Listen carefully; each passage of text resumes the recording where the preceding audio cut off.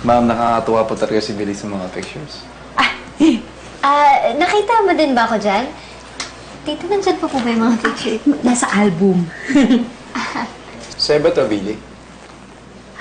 Ay, oo. Sa gamay ko yan. Hindi lang to maganda, matalino, masipag.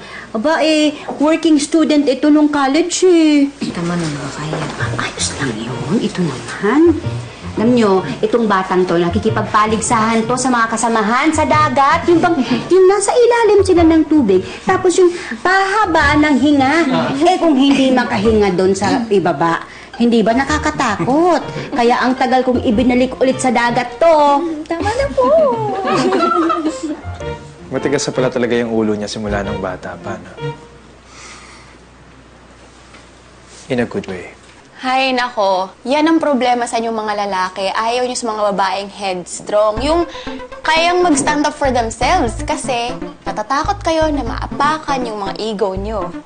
Diba? No. Talaga. So, gusto nyo yung mga babaeng palaban. Yes! Parang si Billy.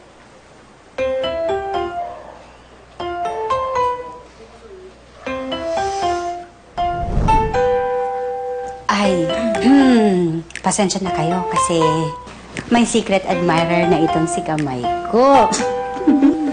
Sino pong secret admirer? Basta nagtitext sa kanya. Tama na, please.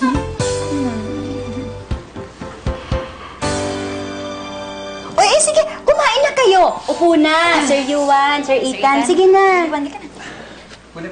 Ay, ilalamig yung pagkain. Sige na. Yan.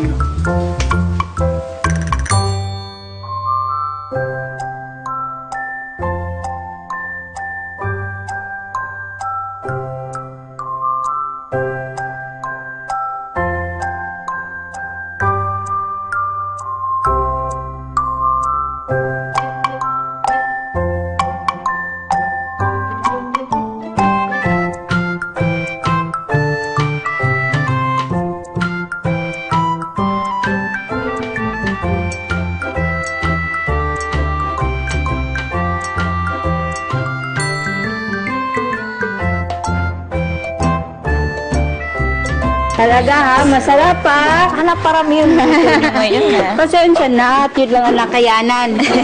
Ingat kayo sa pag-uwi ha, sa biyahe nyo. Salamat po. Thank you. At saka salamat din sa paghatid nyo sa aking gamay. Kanina nag-aalala ako talaga. Salamat sa Nako inyo. po. Salamat po Sir sa... Yuan, Sir Andoy, Sir Jai, at Sir Ethan. Salamat po. Thank you. Sa masasarap na dinner.